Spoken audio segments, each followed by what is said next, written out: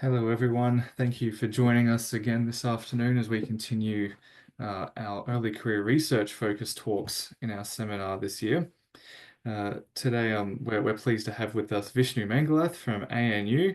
Vishnu has been a strong supporter of this seminar series all throughout his PhD, but it seems that now he's coming to the end of his PhD, but yet we're still pleased that he's able to join us again. Vishnu is going to talk to us about contracting geometric flows, well, a specific contracting geometric flow of arbitrary initial surfaces related to mean curvature flow. Thank you, Vishnu. Thanks, Jim. So some of this work is joint work with Jirui Li and Xujia Wang. Xujia Wang is my supervisor. I guess I am talking about a family of flows in this case, but it's really one flow in disguise. Okay, so just I'll remind everyone about mean curvature flow, of course. So if I have a family of closed embeddings, X that maps from some n-dimensional manifold and to some time interval to Rn plus one, then this is a solution to mean curvature flow if the change in X is equal to this thing here, which is the mean curvature vector. So in this case, H is the sum of the principal curvatures here. So for example, if you have a round sphere, then all of the principal curvatures are equal to 1 on R, so the mean curvature vector is n divided by R, and so it contracts by that rate. Here, the convention I'm using is that this unit vector to the surface is the outward pointing normal vector to the immersion or embedding. So I'm going to be talking about this slightly different equation, which for conciseness in this talk, I'll just call it the inward flow, and I'll simplify that just be called IF.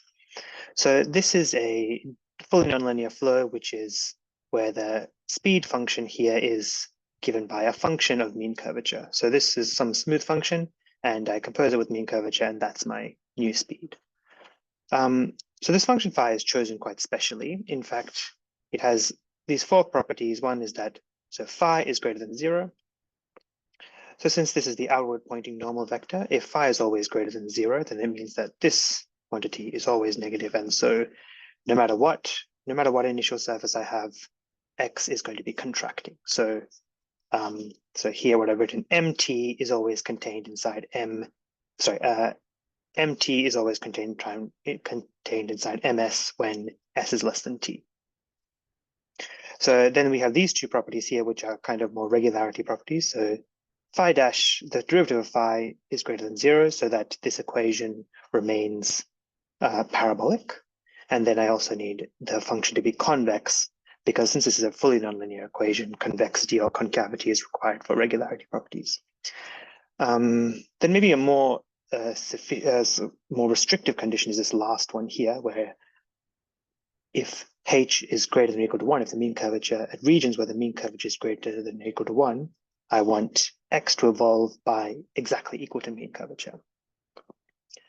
The hope is that if I have this third condition, maybe I might be able to get that near regions where H is very large, my surface is evolving exactly like mean convex, mean curvature flow. So that's kind of the hope with these conditions here. So to give an example, this is the picture you should think about for phi. When H is greater than or equal to 1, it just looks like H, and then as H goes to minus infinity, it just decays off to 0 or some positive constant, but let's just say it's 0. And here's an example of a function phi that satisfies this condition, except of course this function I've shown here is not C infinity, it's just C1. But yeah, you could just think of a C infinity version of that. So one of the kind of major things you do with mean curvature flow is that you want to understand singularities. So a point P in Rn plus 1 is a singular point of the curvature flow if the curvature of X is, if the curvature of X goes to infinity in every parabolic neighborhood of PT. So for this talk, I'm kind of assuming that this solution that I got here is a maximal solution. So it's smooth from 0 to T, and the curvature blows up somewhere as you approach T at some point. So a singularity is basically a point where the curvature is unbounded in every parabolic neighborhood. So in order to understand these sort of singularities, the kind of main thing you do is you rescale about those in order to preserve, in order to keep the curvature bounded. So I call a blow-up sequence about P is given by some sequence Pj that approaches P, a sequence of times approaching the singular time, and some sequence of rescaling is going to infinity. And then so I use this notation here, curly d alpha j pj tj. That means that I'm translating the points pj tj to the space-time origin, and I'm rescaling my alpha j parabolically. So exactly, so this rescaled xj at xt is x. Here we are rescaling time parabolically and then shifting tj to the time origin, and then shifting pj to the space origin, and then rescaling by alpha j. So if you have a homogeneous degree 1 curvature flow, so that means that your speed function f of a, lambda a is equal to lambda f of a, then if x is a solution to your curvature flow, then so is xj, without the exact solution to the same curvature flow. But in this case, the inward flow is clearly not homogeneous. I mean, phi of lambda h is clearly not equal to lambda phi of h. So if I rescale, if I do any kind of blob, I no longer have a solution to the same equation, but I do get a solution to some equation, so we can calculate what that is. So let's say if I have a solution x to the inward flow, and then I rescale just by alpha without any other, just at the origin. So sorry, there's a typo here, x. Then let me just write down, so that's x alpha, x comma t, that's alpha x, x comma alpha to the minus 2t. So then differentiating that with respect to time, then I get minus 1, alpha inverse partial tx, and so that gives me an alpha inverse instead of this because x satisfies the inward flow.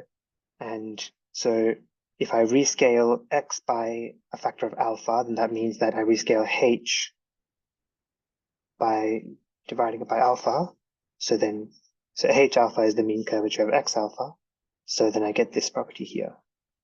So x alpha solves this equation here, which I'll call this phi subscript alpha.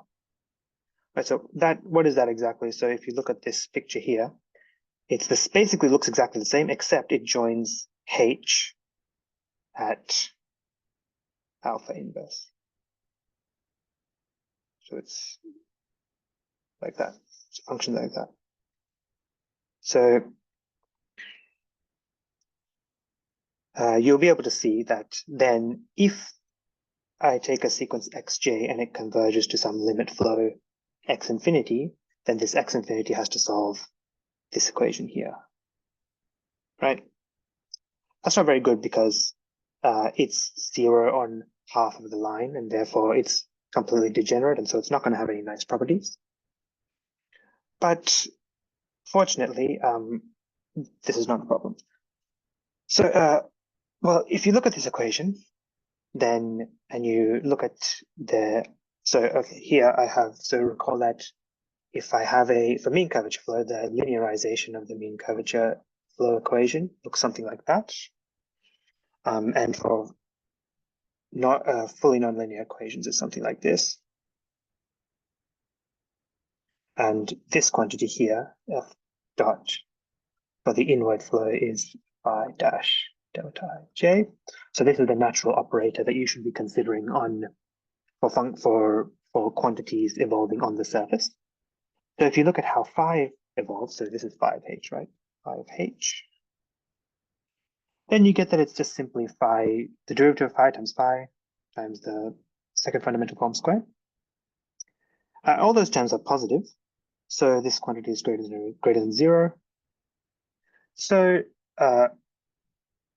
the value of phi at future times is bounded by its value at the initial, by its infimum at the initial time. So that's the maximum. That's just the maximum principle there.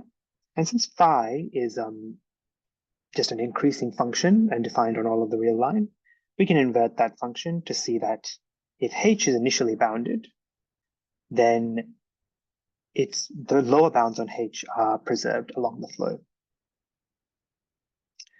So then if I rescale h to h alpha, that's going to be greater than, should be alpha inverse.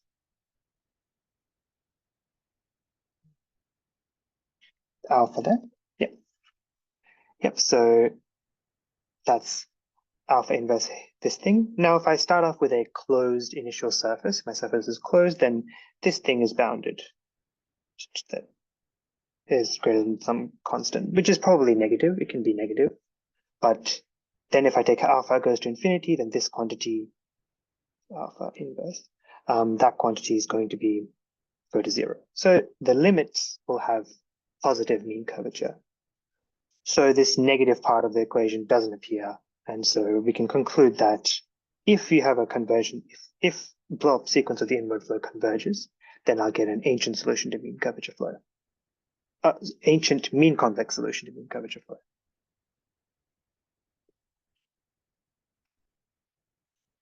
But actually, we can get something even better.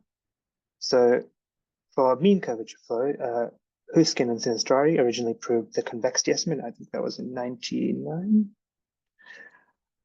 Which consequence of it is that if you take any convergent blow-up limit of mean convex mean curvature flow, then the limit will be a convex ancient solution to mean curvature flow. So actually for the inward flow, the same thing is true, but without any assumption on the initial data. It's true. You don't have to make any assumption. So if you have a closed solution to inward flow, then for all epsilon 0, there exists some C epsilon, which depends on the initial data and n, such that the minimum principal curvature is bounded by this quantity here. So why does that imply that blobs should be convex? Then, well, if I rescale by, let's rescale by some h, just roughly writing it like this, then on this side we get this. Now, if h goes to infinity, then this last term here, that goes to 0, so that term disappears. This quantity, if it converges, this quantity should remain bounded. Is phi divided by h should remain bounded. So we just get a constant times minus epsilon, and then we can just take, epsilon goes to 0, and then so we get k min of the rescaled surface, which I'll do k of the limit. So maybe I'll put an infinity there. That has to be greater than or equal to 0. So if the smallest principal curvature is positive, non-negative, then the surface is convex, weakly convex. So for the inward flow, this is proven using the methods in this paper, Andrews, Langford, and McCoy, 2014. So that in that paper, they prove it for one homogeneous flows. And this one is a function of a one homogeneous flow, and it turns out this exact same method with some minor modifications works. I'll also remark that I'm pretty sure I haven't done the calculation again. I haven't done this exact calculation, but this probably also works for phi of any homogeneous degree 1, any convex homogeneous degree 1 equation. Sorry, I mean any function of a homogeneous degree 1 speed, which is also convex.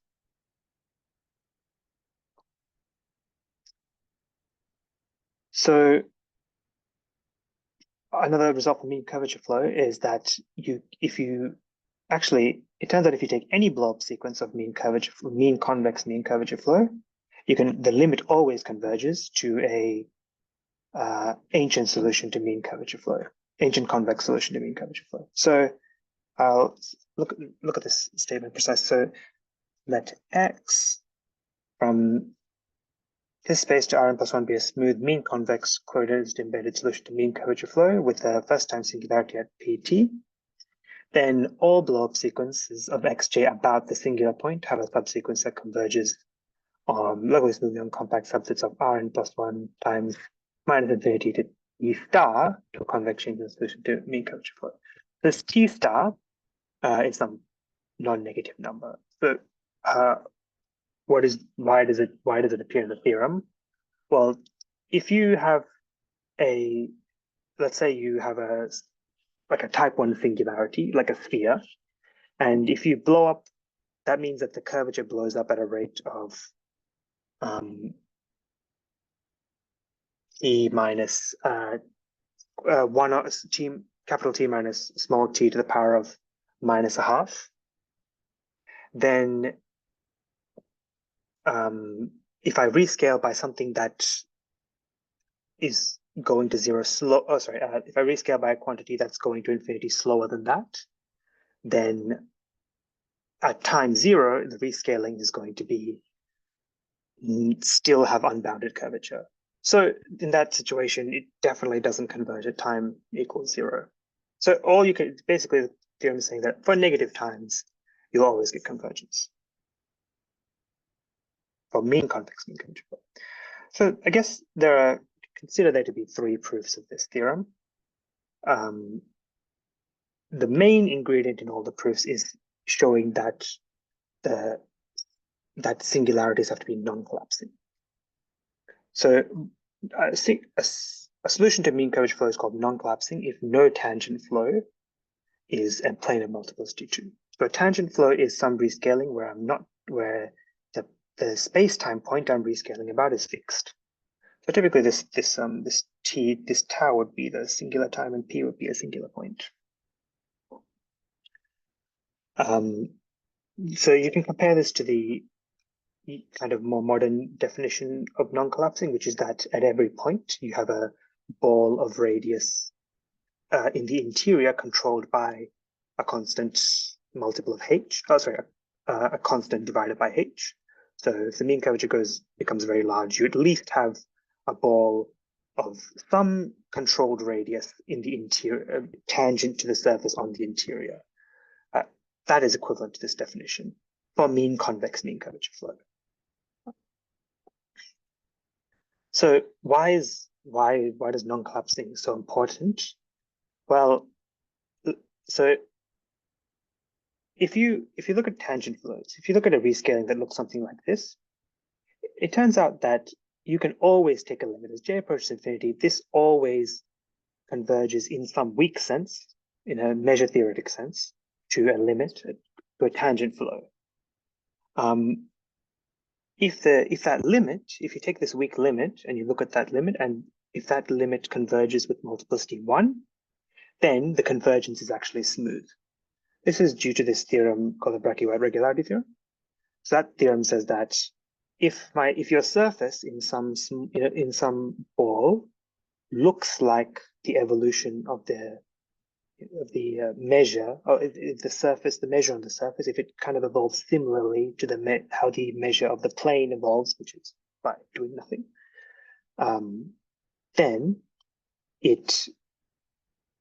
the surface has curvature control. You can control the curvature in a slightly smaller ball.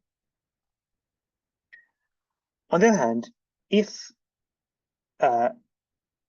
you look at the tangent flow that you get as a limit in the weak sense, and you see if something that has multiplicity greater than 1, then the convergence could not have been smooth. Right? It's impossible to get a plane of multiplicity 2 at a smooth limit. So this is not that important, but the proof of this second statement is actually not so. It's actually quite neat. At least it's quite simple. At least for mean convex mean curvature flow, the only limit that's multiplicity greater than 1 for mean convex, the only tangent flow has multiplicity greater than 1 is the multiplicity 2 plane. So that's convex, right? You can only get convex limits. So the multiplicity 2 plane is convex with empty interior. And let's say that you had a limit that converged smoothly to a plane of multiplicity 2 for mean convex mean curvature flow. Then that means that for any arbitrarily large radius, I can write the evolving surface as a graph of 2 functions, one on the top, one on the bottom, that as j goes to infinity is smoothly decreasing. So let's call them fj and gj. then their difference solves a linear parabolic equation, because the difference of solutions to, for any parabolic equation is going to be a solution to a linear equation. And then if I normalize that so that at time -1, it has a height of 1 at the origin, then I can use the Harnack inequality to prove that the whole function is actually just a constant and equal to 1 in the limit as j goes to infinity. But at the same time, because of the scaling behavior because of some scaling behavior, this function has to be bounded above by square root of -t. So it couldn't have been a constant in the first place. So it's a very quick, nice argument that you can read I think it's originally due to White, but you can also see it in this paper by Sheng and Wang. They both use it to prove this very thing. Although you can also see it in White's lecture notes on mean curvature flow. I'm pretty sure they prove it for mean convex mean curvature flow, but it looks to me that it actually works to prove that you can never have smooth conversions for any mean curvature flow to a multiplicity two plane. So that's that fact. That's a bit of a tangent. Okay, unfortunately, inward flow is not non-collapsing, doesn't even preserve embeddedness, very bad. So here is some pictures to show why you can get collapsing singularities. Okay, it's actually kind of easy to see. Imagine, so the inward flow, if I have zero curvature, then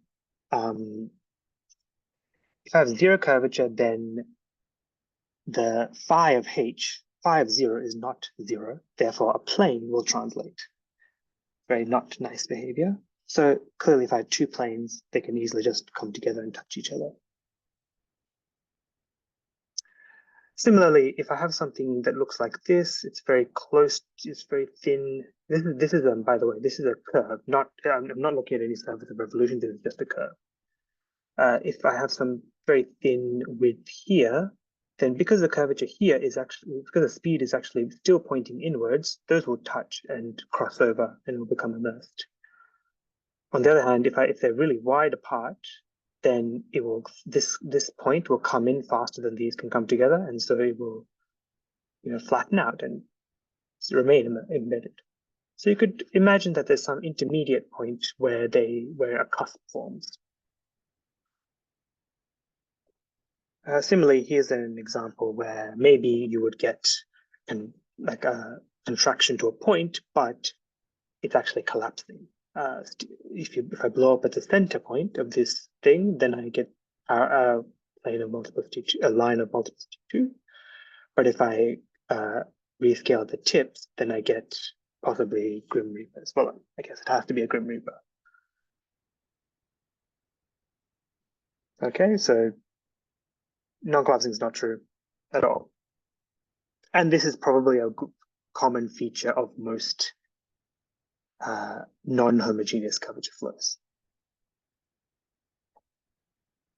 One thing I'll note is that for non-homogeneous curvature flows,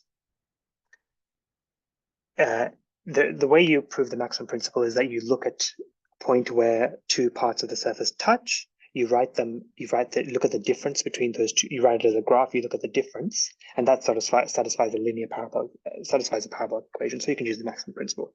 In this case, these two things, if you write it as a graph, satisfy different equations. One satisfies ut equals f of u, the other one satisfies ut equals minus f of minus u, so the difference is not going to satisfy any parabolic equation. Regardless, we still have the exact same theorem for blob sequences of the inward flow. Okay, and again, I've done this. Okay, so yeah, so as it turns out, we have the exact same theorem. So that says that no matter what surface that I start with, as long as it's closed and embedded, then all blob sequences about singular points will converge smoothly with these same properties here. So what this says is that unlike for mean curvature flow, you can get smooth convergence to multiplicity 2, to planes of multiplicity 2. Why doesn't this argument work? Why doesn't the argument I briefly said here work? For the same reason that I said that you can get points touching. I used the Harnack inequality at some point you have to use the Harnack inequality, and it requires you to look at the difference between two functions, and that turns out not to satisfy any parabolic equation anymore. Right, but this sounds bad, but I mean, well, it sounds bad to have non-collapsing, to not have non-collapsing. But this kind of suggests to me that non-collapsing is not as important for this flow, right?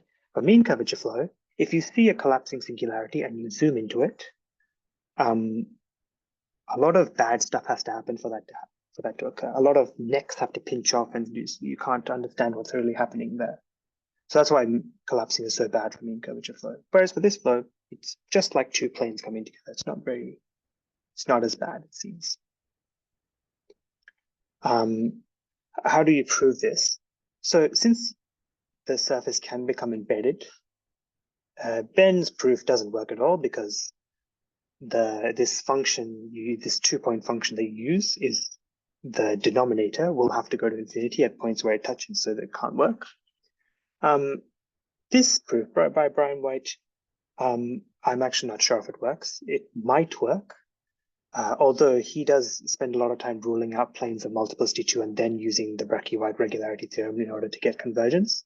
So I'm not sure if I'm presumably it might work, I think, but it's very complicated, so I didn't try.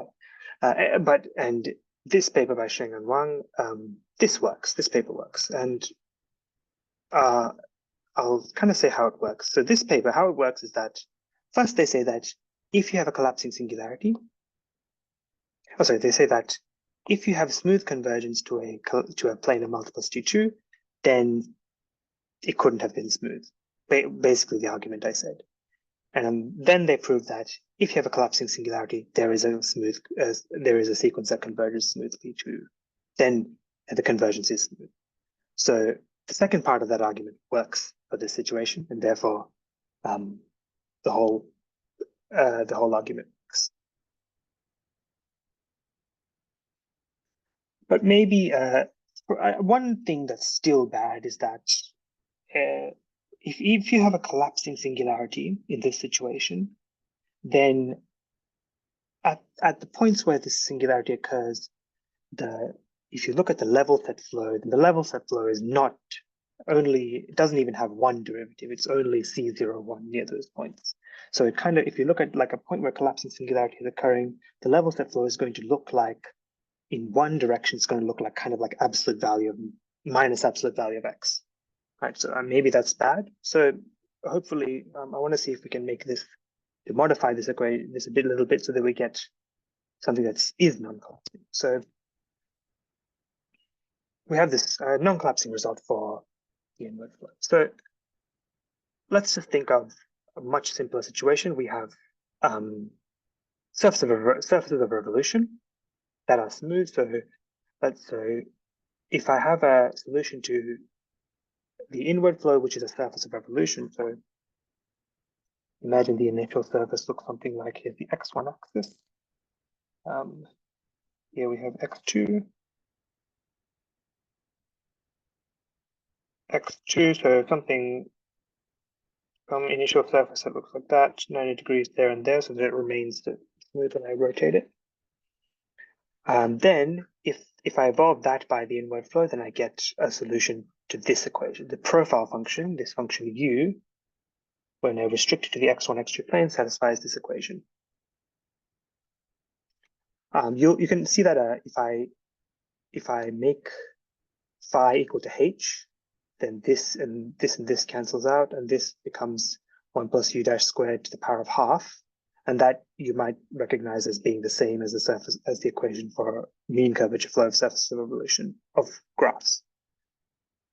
So the theorem is that if we have a compact solution, compact initial surface, then that solution is non-collapsing. The only singularity is we can't get the multiplicity 2 plane as a tangent flow.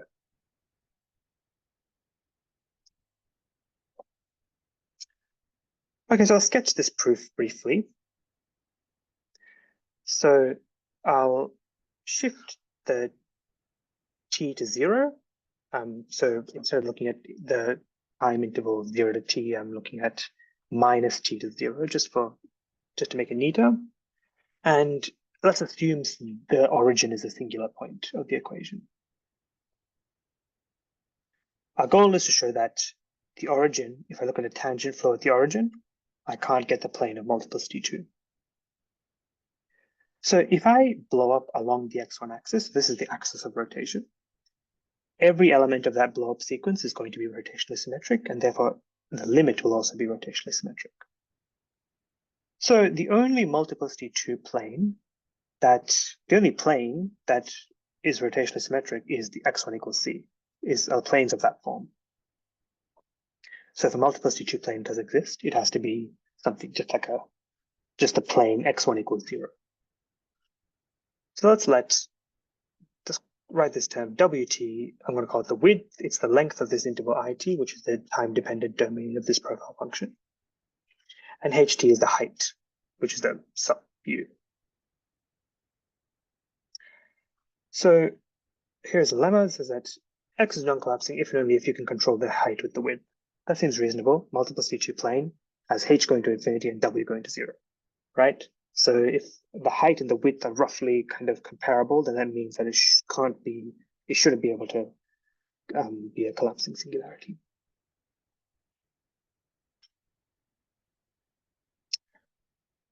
I'm not sure why this says this.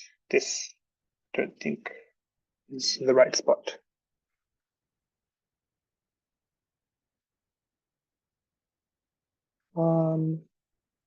Okay. Anyway, so yeah, this is sort of not too difficult to prove. So let's assume 0 is a singular point as before and consider this tangent flow. So this has to converge to a convex shrinking solution to mean curvature flow. So I haven't explained why it has to be a shrinking solution. It is true that tangent flows of mean curvature flow singularities are shrinkers, and it turns out that for the inward flow, the exact same thing is true. You have to do a little bit of work. You have to do a little bit of work, but it's not difficult. So the only shrinkers that are rotationally symmetric are cylinders, a plane of multiplicity 1 and a plane of multiplicity 2. Only the plane of multiplicity 2 is collapsing, and that one violates this equation, which is as expected. So kind of intuitive. Okay, so basically we need to show that this inequality is satisfied, basically. So let's assume that 0 is a collapsing singularity, which means that, oh, by the way, if w is bounded, if w doesn't go to bounded below, if w doesn't go to 0, then clearly h is bounded by its initial value. H can't go to infinity. So this is true if w remains bounded away from 0, then this inequality is easily satisfied. So if assume 0 is a collapsing singularity, that means we can rescale to get a plane of multiplicity 2. And so we need to have this to be true. It follows that every tangent flow about 0 is a multiplicity 2 plane. That's also not difficult to prove, but it is true. From the fact that if you have two shrinkers of mean curvature flow that have the same entropy, they must be the same shrinker. Oh, sorry, convex shrinker, by the way. I'm not sure about other shrinkers. So then we get this lemma, which is kind of some asymptotic property of wt as t goes to 0. What this says is that it's decaying to 0 slower than linearly and faster than quadratically, or far faster than square root. Right, that's basically what this lemma says. Okay, so I'll sketch the proof of this theorem. So I'll define some blow-up sequence where about 0 and time tau, some negative time, I rescale by the width, right? So so this new sequence So as tau, for any tau less than 0, this thing at time 0 has width 1, right? I'm fixing it width 1. So it turns out that because I have this, fixing this width equals 1, x tau limits towards just the parallel planes x1 equals plus or minus half. Now this could be any plus or minus anything that contains 0. This could be any interval containing 0. It could be, minus 3/4, 1/4, but it's sufficient to just assume it's half. If you don't like that, then you could just replace 0 here with the midpoint of the interval it for I tau. That would make it exactly equal to plus or minus half. Now, since this convergence is smooth and it's flat, then, okay, firstly, why does it have to be plus or minus tau? Plus or minus half?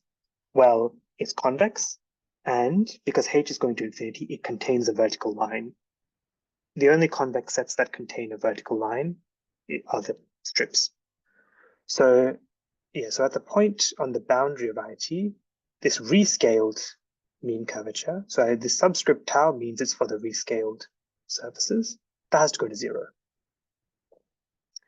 So we can scale this back to our unscaled original flow, which is x, to try and get bounds on w, the derivative of w. The derivative of w at time tau less than 0 is just the sum of the curvatures at the boundary point, because that's the rate at which it contracts. And using this, we can show that it's has this bound here. It's roughly proportional to, it's greater than minus the w inverse. So solving this ODE and then comparing and noting that w has to be 0 at time 0, we get this, which is almost this thing here, but it also includes square root of time, but I need to just get rid of that. Now for the other side, now I'm looking up, okay, so as this surface is contracting, let me look at the point above 0. So by that, what I mean is like here's my interval. Here's one side, here's the other side. So it looks like this. So here's 0, and it's the point. This is p tau. That's what that is. If I look at x tau, this blow up here, and then I translate up to the top, then I have to get a Grim Reaper and a slab of width less than or equal to 1. Well, by less than or equal to 1, it could be 0, right? It could not converge at all. It could just be a plane which has infinite curvature, point of infinite curvature. But that's not too much of it. That's not really a problem. Yeah, so it goes to something from 0 to infinity. Probably there's a lower bound in this though. Yeah, there's probably a lower bound that's greater than something. I'm not exactly sure what it is, but all that matters is that it doesn't actually go to 0. And so now again, scaling this back to the original surface, we get a bound on the derivative of h, right? Because we're scaling by the width and then translating, that allows us to compare the derivative of h with the scaling parameter, which is w of tau inverse. Integrate, and then we just integrate this, and then you get a bound on h. So note that I'm integrating from tau to 0, 1 on w tau. So if w is linear or faster, then this integral is going to be unbounded. It's going to go to minus infinity.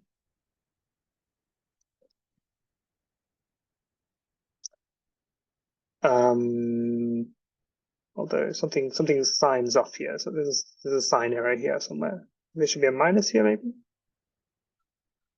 Minus? Yeah. Wait, no, that's wrong. There's some issue here. I can't exactly see what it is, but either way, h tau has to go to 0 as tau goes to 0. So, or it has to, I mean, it could go to a constant. It can't go to infinity. It can't be, it's decreasing, so it can't go to infinity. So this tells us that W tau is slower than linear, must have slower than linear decay rate. I think it should be a greater than or equal, shouldn't it? Let's see. Integrating from 0 down to tau. Tau is negative. Yeah, so when you Oh, integrate yeah, I think the you're right. above thing, the H tau goes on the other side. Okay. So it should be. Wait. I think that was right. It just the inequality should be the other way, right? Okay, I'll just put a star here. So something like this. Either way, it has to remain bounded.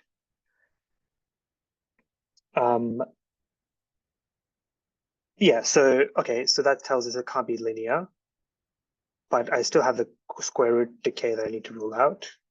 If it's square root decay, then H actually is decaying at a rate that is so if W is decaying slower than square root, then H is decaying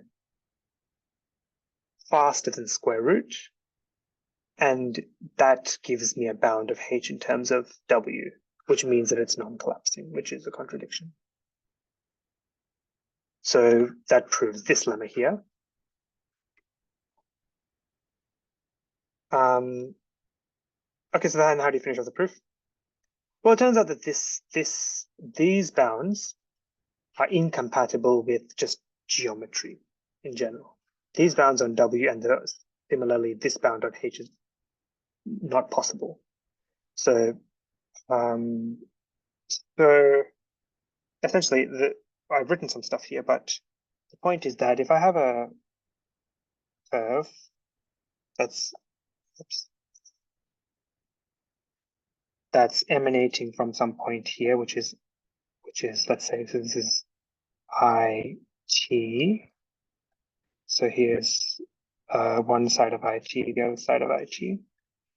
Then if I have a lower bound on the curvature, which is so this here actually gives me a lower bound of the curvature on the surface.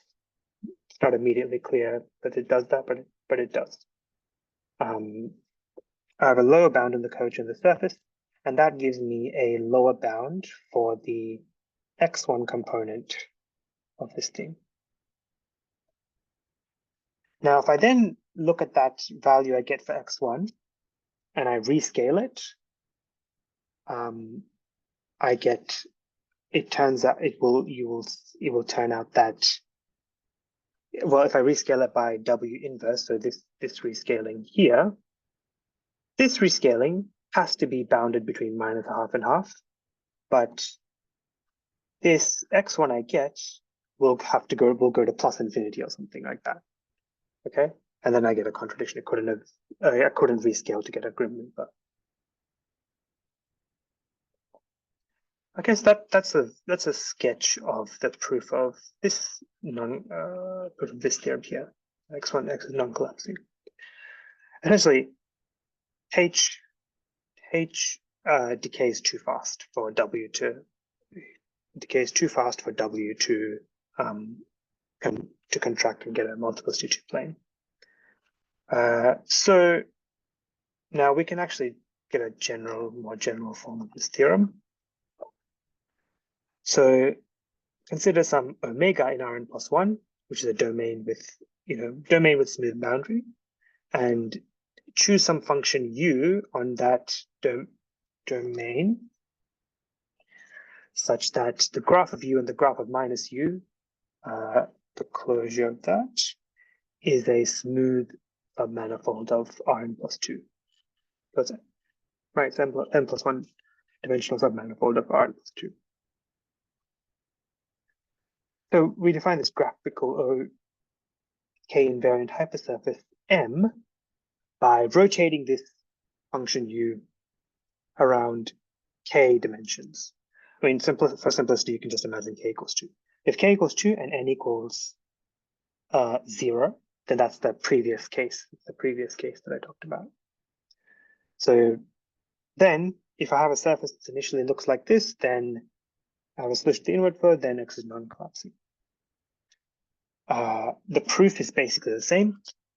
It is, there's just some more steps because now there's a whole other direction in which the surface actually goes to infinity and stuff like that. But the proof is the same, essentially the same.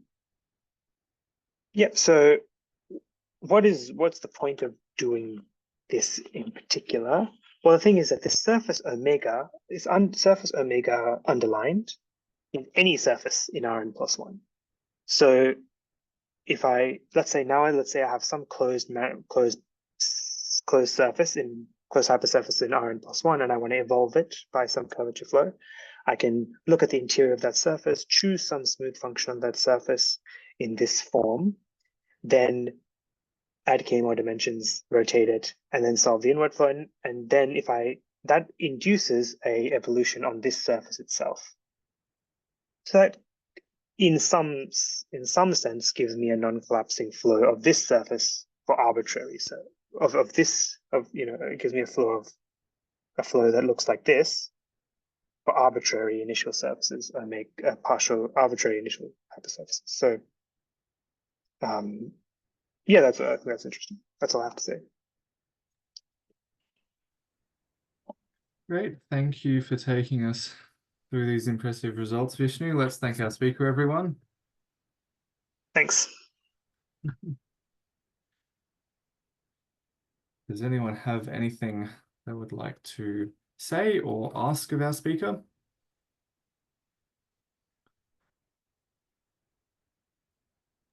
Hey, Vishnu. Hello.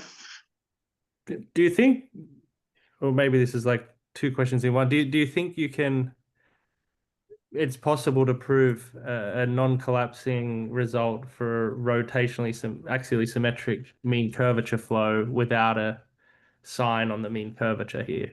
Or are you crucially using the sign on the speed? Well, it's yeah. Well, for graphs,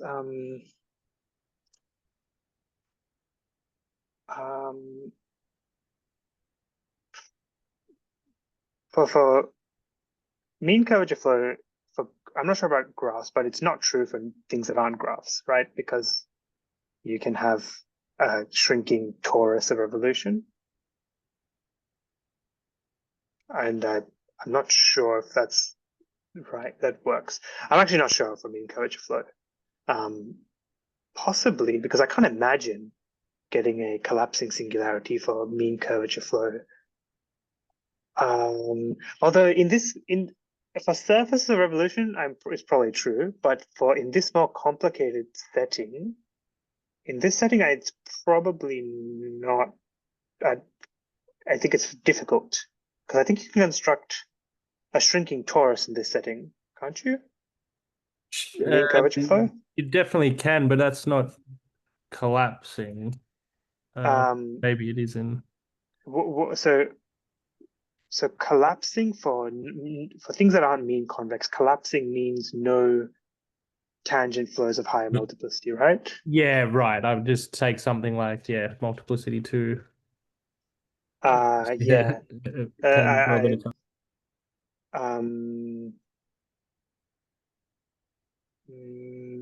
Maybe it's, I don't know. I have no idea. It seems difficult to do with mean curvature flow. Yeah, no worries. I think mainly because it's not contracting, it's very hard to do this. Thanks. Does anyone else have anything they would like to say or ask of Vishnu?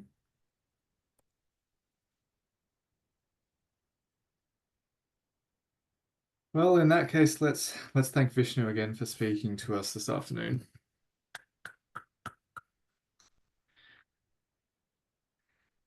Thanks all for joining us. Thank you.